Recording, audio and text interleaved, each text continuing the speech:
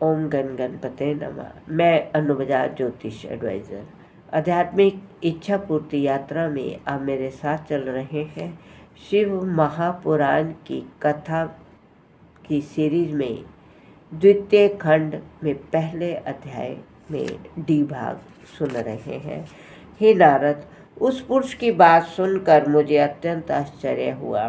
फिर कुछ देर विचार करने के बाद मैंने उससे कहा, हे पुत्र, तेरे उत्पन्न होते ही मेरा हृदय और शरीर के सब अंग काँप उठे, अतः मैं तेरा नाम मनमथ रखता हूँ। इसके अतिरिक्त मन, सिज, मदन आदि तेरे अनेकों नाम होंगे। तो अपने इन 5 बाणों द्वारा तथा अपने सौंदर्य द्वारा सबको अपने वशीभूत कर लेगा। संपूर्ण सृष्टि का हृदय तेरे अधीन रहेगा। इस प्रकार मैंने अपने पुत्र को बहुत से अधिकार प्रदान किए। अपने कार्य को इस प्रकार संपन्न हुआ देखकर मेरे हृदय में प्रसन्नता भर गई तथा अत्यंत अहंकार भी उत्पन्न हुआ। तत्पश्चात सिंहासन पर बैठे हुए अपने सभी पुत्रों को देखकर मुझे बहुत हर्ष हुआ। मैंने उस पुरुष का जो मनमथ नाम रखा था उसे सभी ने बहुत पसंद किया और ये स्वीकार किया कि कामदेव का पद सबसे बड़ा ऊंचा पद है।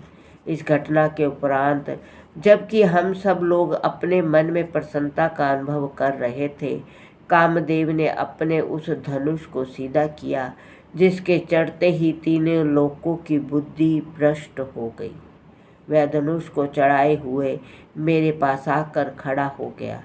मन में ये विचार करने लगा कि मैंने उसे जो वरदान दिया उसकी परीक्षा करके देख ली जाए। अस्तु, उसने मेरी पुत्री संध्या को मेरे समीप खड़े देखकर मेरे ही ऊपर अपना मोहक बाण चला दिया।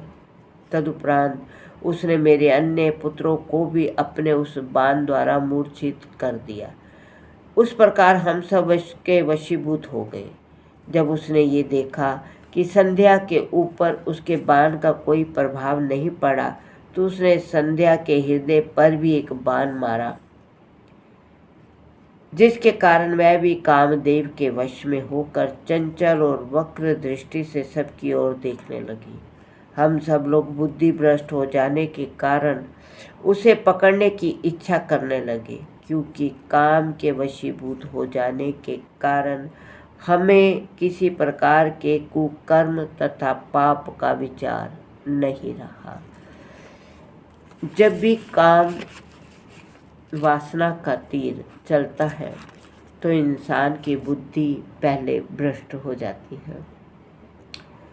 यही चीज़ इस अध्याय में बताई गई है कि काम का इतना जोर होता है कि समझदार इंसान भी बुद्धिहीन हो जाता है।